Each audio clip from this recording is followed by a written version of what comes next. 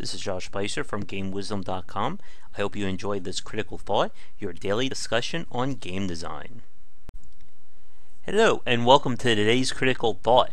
Thank you currently to 987 subscribers here on the YouTube channel. I hope everyone is enjoying the content, and for you first-timers, be sure to like and subscribe.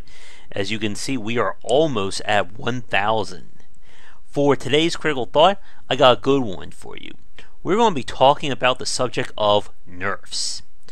For any kind of competitive game, and even single-player design, there will always be a discussion about toning things down.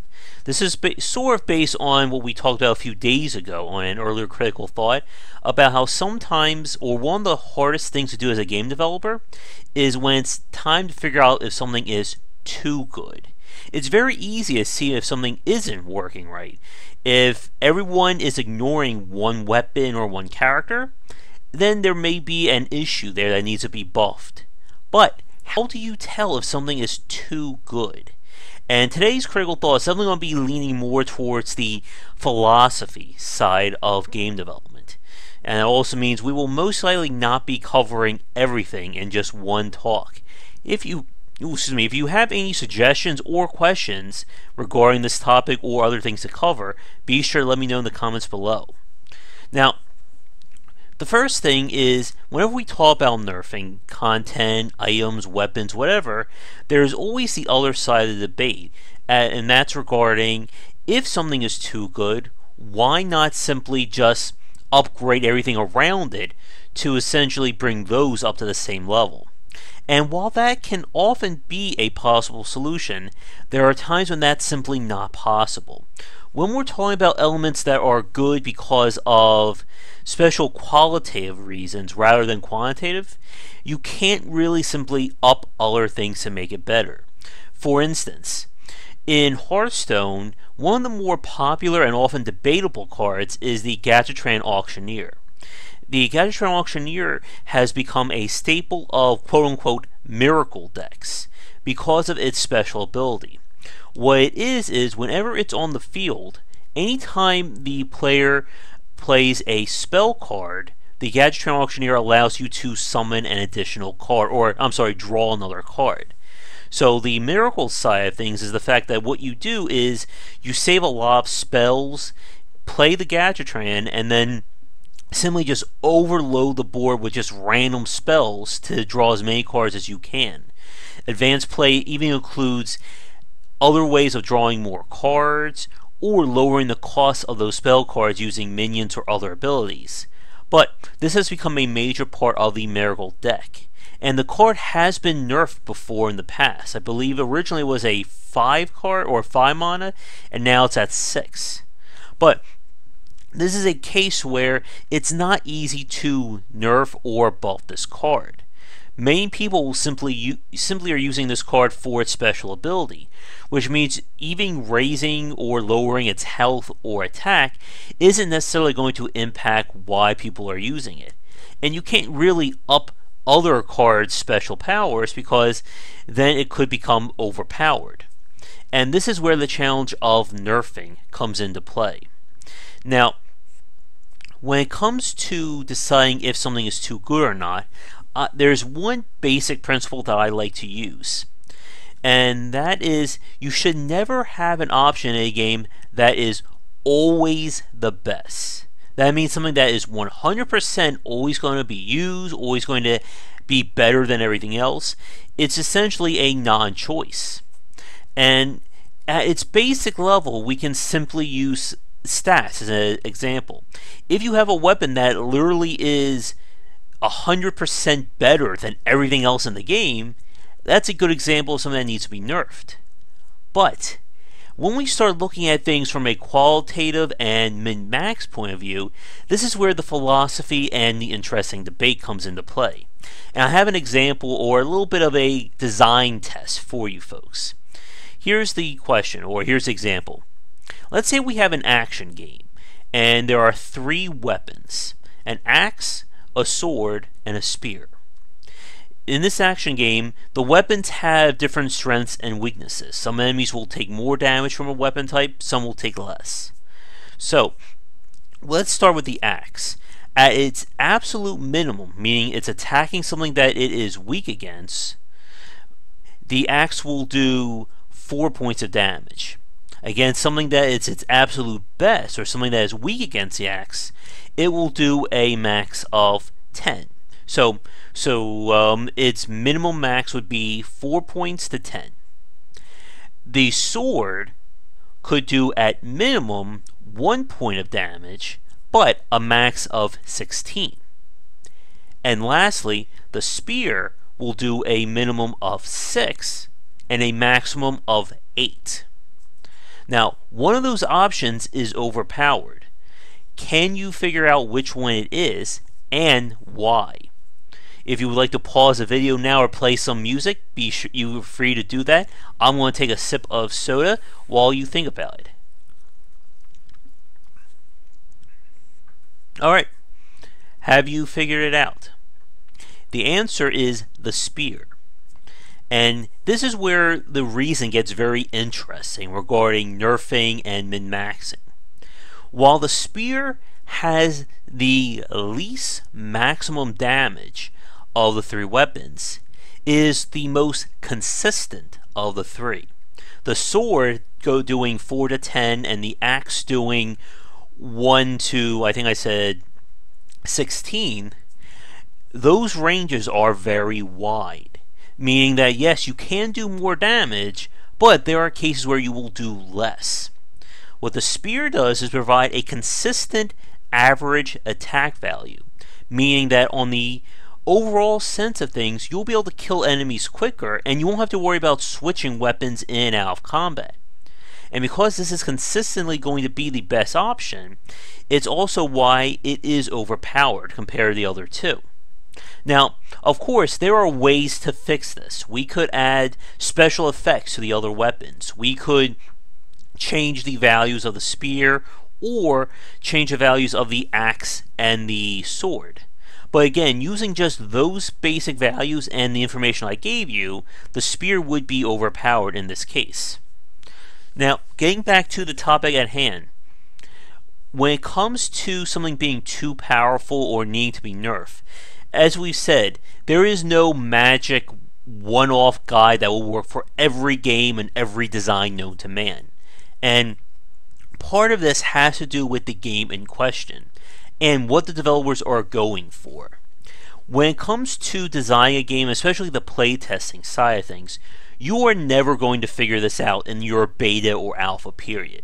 When we're talking about complex games like Hearthstone, League of Legends, Dota, or even very optimized heavy games like Call of Duty, Counter-Strike Go, etc., you need a lot of data for this. This is where the importance of analytics come into play, and again, that's another topic easily.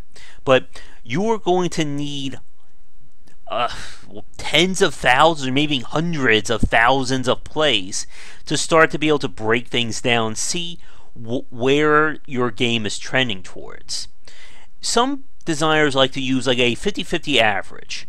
Like, let's say if I'm using a character like Tracer or Winston in Overwatch, that I should generally be winning 50% of the time in terms of matchmaking.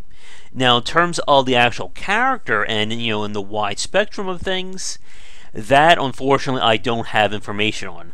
Sadly, I don't work at Blizzard and I don't have a direct line to them, even though I wish I would. But what Blizzard is doing, like any other developer with a multiplayer game, is of course examining how games are being played. What characters are being used the most? Which ones are being used the least? How long does the character stay alive for? Is this character beating the characters they're supposed to be good at? Are these characters losing to the ones they're supposed to be losing to? Again, there's a lot of data here and too much to really get into with one single topic.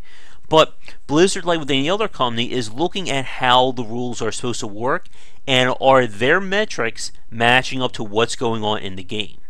As a complete hypothetical, let's say like a character like Tracer. Is Tracer beating the characters who she's supposed to be good with? Is she losing to the characters that she's supposed to be or supposed to be a counter against her. If, for instance, like if Tracer is able to kill everybody and is not, I'm talking about like tanks and other attack characters, and is basically no one's able to counter her, then we have an obvious problem. On the other hand, if Tracer is a character that no one is picking, which for those who play Overwatch, I know that is definitely not true, but for the hypothetical, let's say Tracer is the least picked character no matter what the situation is, then that could be a situation where we need to buff her. But again, we could easily have a turn a critical thought on the topic of buffing. But when it comes to nerfing, that is again a very sticky situation. Because again, when you nerf something, you are going to be raising the other things up, which could require even more rebalancing. And when we're talking about this stuff, it could mean the difference of decimal points. Like when Call of Duty, when people got upset because they lowered, I think, a weapon's firing rate by like 0.10 or something like that. But whenever you're going to nerf or change something in a game, it has to be seriously considered. Again, this is all a sliding slope or like ripples in a lake. The second you make a change to one thing, it's going to ripple out and affect everything around it. Going back to the Hearthstone example, when Blizzard originally nerfed the Gadget Train Auctioneer, that caused a massive impact on deck building, rogue strategies, and even the other six drops around it. Or I'm sorry, the other 5 drops, which was the original, I think, form of the Gadget Train Auctioneer. And again, when people gravitated towards those other cards, that changed the meta, which required more balancing, which changed the meta, and again, it just repeats. And if you watch my previous talk about metagame design, we went more into that topic. But let's wrap things up, at least for right now. When it comes to nerfing, again, the simplest solution is if something is 100% always the best option. If it's being favored above all else, chances are something needs to change. Now, there is a rare exception to that. If we're talking about, single player, uber game-breaking endgame items, the Sword of Universal Destroyer +9 kind of thing. When we're getting to that kind of craziness, then yes, it's okay to have something game-breakingly awesome in there. A case in point would be what we can do in Disgaea and other SRPGs from NIS, or NIS. Sorry about that. But if we're talking about a competitive or multiplayer-based game, you do not want to have an always superior option. When we talk about min-maxing, if players or your hardcore base finds a superior option, they will exploit it. And as we just talked about with Hearthstone, it is a never-ending battle for controlling the meta, or keeping the meta fluctuating. And again, the easier it is to find the best option, the worse your game's going to be from a competitive and, I guess, long game or long-running idea. When it comes to nerfing, again, it's always better to handle these things with a deft touch or a soft touch. You don't want to just gut an item saying, oh, this item has 150 points, let's make it 30. Again, you want to do things very small or gradual to see how things are impacted. What can end up happening if you go too big is you may just spin the wheel, and now an item that needed to be nerfed may need to be buffed again. And there have been many examples of games where an item was nerfed to the point where it's now needing to be buffed again because no one's using it. And again, quantitative nerfs and buffs, as aka numbers, is a lot easier to do than qualitative, when we're talking about special impacts, special abilities, stuff like that. And that, my friends, is a whole different topic when we start talking about unique qualitative or modifiers. Again, like what we talk about with the sword, the axe, and the spear example, if we start throwing in special abilities, or let's say the spear has the ability to pierce multiple enemies, or the sword gets an additional combo string, or the axe can stun, And again, when we start talking about that, that's essentially the rabbit hole of game design right there. But let's wrap things up here for today. Again, like I said, this is a topic that has multi-facets to talk about. And if there's any questions or anything else you'd like me to cover regarding it, be sure to let me know below. And as a special ending, I want to touch on a previous critical thought because a commenter made a really good point regarding regenerating health. And there's one other example to that. And that is when you have a regenerating health or regenerating recovery system on the layer or on top of a static health. Something like Halo, for instance, that features your shield that always regenerates, but then you have a fixed amount of health that needs to be recovered using outside sources. That would be another interesting take on regenerating health, and definitely covers more of what I would consider like a partial regenerating health system, because of the fact that you can last with very little main health as long as your shield stays up. But again, if we're not careful, we'll easily go over 20 minutes. But I just wanted to touch on that for today. Once again, thank you so much for watching, and for those of you who are liking and subscribing. Other than that, be sure to come back tomorrow for more great content here and on GameWisdom.com. Once again, I'm Josh Bycer.